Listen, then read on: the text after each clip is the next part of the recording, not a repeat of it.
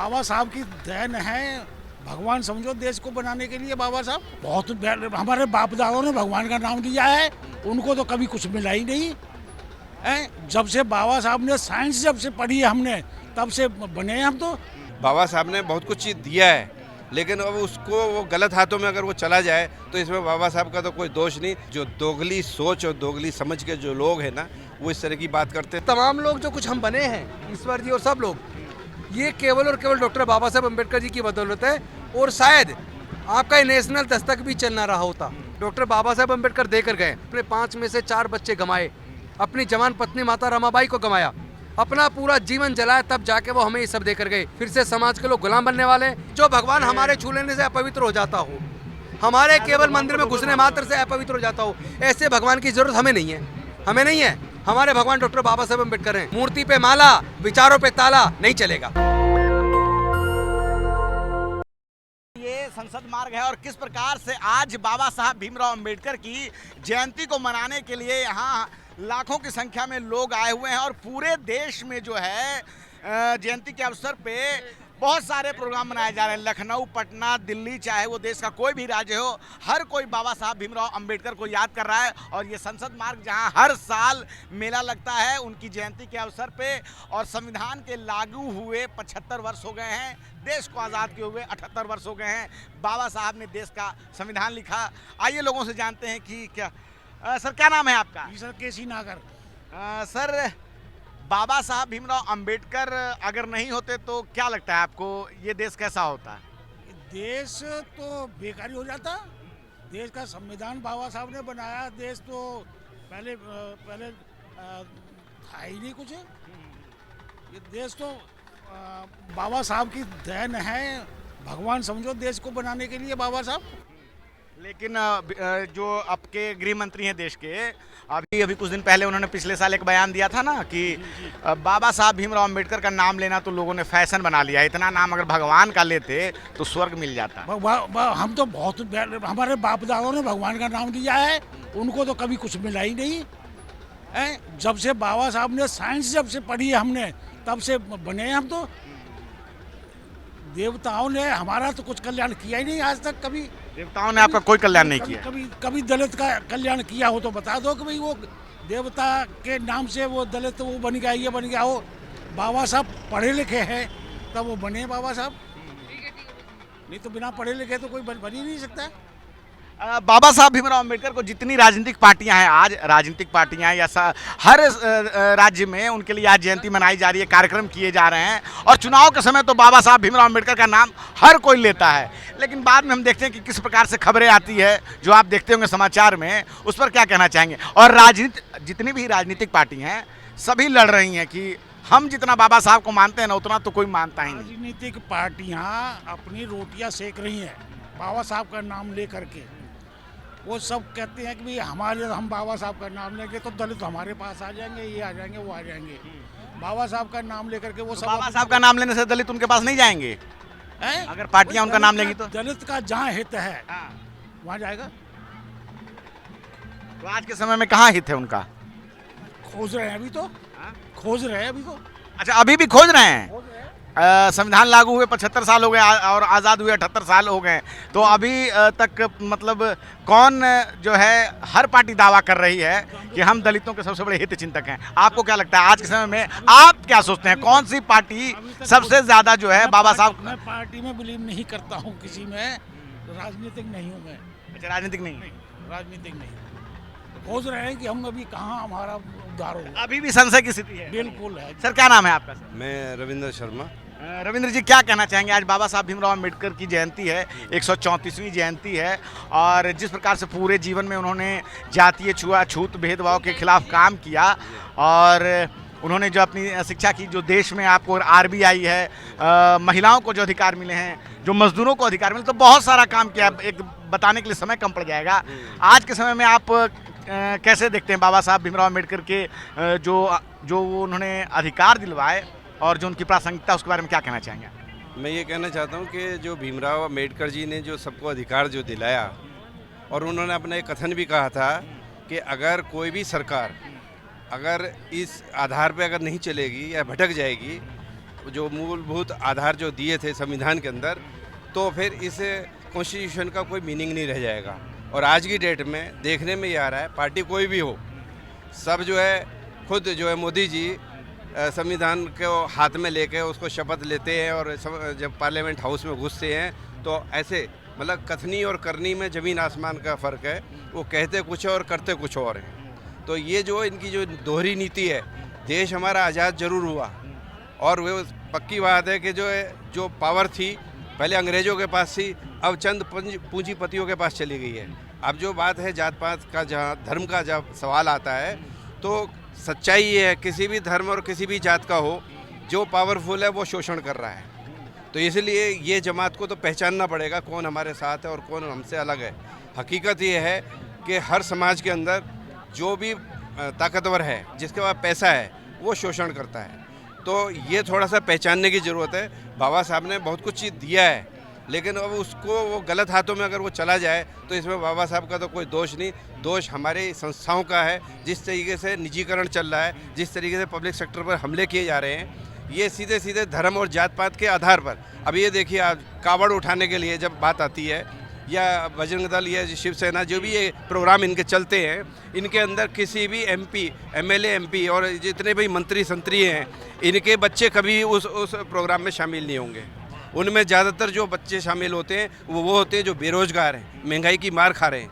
वो उनको सिर्फ ये होता है कि भाई 2 वक्त की हमें रोटी मिल जाएगी, जिस कारण वो बह जाते हैं। हकीकत ये है कि नशे को भी वो बढ़ावा दे रहे हैं। एक तरफ जो है नशे का विरोध करते हैं दिखाने के लिए, लेकिन इससे सबसे ज़्यादा आमदनी जो हो रही है वो इस सरकार को हो रही है। इसलिए हमारा जो यूथ है उसको सिर्फ जात पात के आधार पर भड़काने की कोशिश की जा रही है, और कुछ नहीं है। हकीकत ये है। अच्छा, आपसे एक सवाल है। बाबा साहब जो हैं, उन्होंने पूरे जीवन में जातीय असमानता को दूर करने के लिए काम किया, और फिर जो है कई जातियां हैं, उपजातियां हैं, उन्होंने उसको SC ST और OBC एक समूह बनाया। लेकिन हम आज के समाज में भी देखते हैं, सिर्फ जो है सवर्ण नहीं, जो OBC है या SC है या ST है, जो उसमें जो उपजातियां हैं, कई जातियां हैं ना, तो उनमें भी जो है कि हम ऊंचे हैं, ये नीचे हैं, ये वाली बात आज भी चल रही है। और वो संविधान मानने की बात भी करते हैं जो है, लेकिन अपने जीवन में किस प्रकार से समाज में आप देखते होंगे कि भाई हम ये हैं, हम वो हैं, ये हमसे छोटे जात के हैं। मैं SC समुदाय, OBC और सबकी बात कर रहा हूँ, उस पर क्या कहना चाहेंगे? और बाबा साहब का नाम भी लेते हैं। मैं देखो, ऐसा है, जो दोगली सोच और दोगली समझ के जो लोग हैं ना, वो इस तरह की बात करते हैं। सबसे पहला जो धर्म है, सबसे पहला जो कर्म है, वो है इंसानियत का। आजकल इंसानियत मरती जा रही है, हर बात को बांटने का प्रयास किया जा रहा है, चाहे धरती हो, चाहे ज़मीन और आपका जो भी प्राकृतिक संसाधन है, उस पर अधिकार जो है देखा जाए तो वो सबका है। लेकिन आज जो है धर्म और जात पात के नाम पर लोगों को बांटा जा रहा है। और जो आपने कहा ना, जातियों में भी उपजातियाँ पैदा हो गई हैं। ये थोड़ा अपर कास्ट है, ये थोड़ा लोअर कास्ट है। ये सिर्फ और सिर्फ लोगों के अंदर सवर्णों की बात छोड़ दे रहा हूँ। अभी जो SC ST OBC हैं, वो आपस में ही संविधान भी मान रहे हैं और खुद में भेदभाव भी कर रहे हैं। यही है एक सबसे बड़ा हुआ है कि उनके अंदर अभी इस चीज़ की समझ की कमी है। जिस दिन इस चीज़ को समझ लेंगे कि भाई जो है, जो ये हम सबका भला, अगर हम सामूहिक रूप से इकट्ठे होंगे, तो पक्की बात है कि जिस तरीके से ये निरंकुश सरकार चल रही है, ये सरकार या वो सरकार, कोई भी सरकार हो, हमारी समझ में तो ये आती है कि कोई भी सरकार है, बाबा साहब का नाम लेंगे, संविधान का नाम लेंगे, कहेंगे कुछ, करेंगे कुछ और। तो इस बात को समझना पड़ेगा हमको, जनता को समझना पड़ेगा। ठीक है सर, तो ये संसद मार्ग है, और हम देख पा रहे हैं कि किस प्रकार से लोग बाग यहाँ आए हुए हैं। और आज पूरे देश में बाबा साहब भीमराव अम्बेडकर की 134वीं जयंती मनाई जा रही है, और किस प्रकार से भीड़ लगातार बढ़ती ही जा रही है। आज़ादी के बाद जो है, आज़ादी के 78 साल और संविधान लागू होने के 75 वर्ष हो चुके हैं। 26 नवंबर 1949 को बाबा साहब भीमराव अम्बेडकर ने जो संविधान बनाया, वो आंशिक रूप से लागू हुआ। संविधान की कुछ धाराएं लागू हुई, इसी कारण 26 नवंबर को संविधान दिवस मनाया जाता है। 26 नवंबर 1949 को संविधान जो है, उसकी कुछ धाराएं लागू हो गई थी, इसी कारण जो है 26 नवंबर को संविधान दिवस। और 26 जनवरी 1950 को संविधान जो है पूर्ण रूप से लागू हो गया था। ये सम्यक प्रकाशन है, आप देख सकते हैं कि किस प्रकार से जो सारे बहुजन समाज के जो महात्मा हैं, बाबा साहब भीमराव अम्बेडकर, राष्ट्रपिता ज्योतिबा फूले, क्रांति ज्योति सावित्री बाई फूले, माता रमाबाई अम्बेडकर, साहू जी महाराज पेरियार, नारायण गुरु, जगदेव प्रसाद कर्पूरी, ठाकुर मान्यवर, कांशीराम और तमाम गुरु घासीदास हैं और संत गौड़िये बाबा, चंद्रगुप्त मौर्य, महान सम्राट अशोक और खुद तथागत बुद्ध हैं। और हमारे साथ और भी लोग हैं, तो हम उनसे बात करने की कोशिश करते हैं। सबसे पहले तो सर आपका चैनल पे स्वागत है। बहुत बहुत धन्यवाद। और समस्त देशवासियों को और दुनिया में बसे मानवतावादी लोगों को मैं डॉक्टर बाबा साहेब अम्बेडकर जी की जयंती की बहुत बहुत बहुत शुभकामनाएं देता हूँ।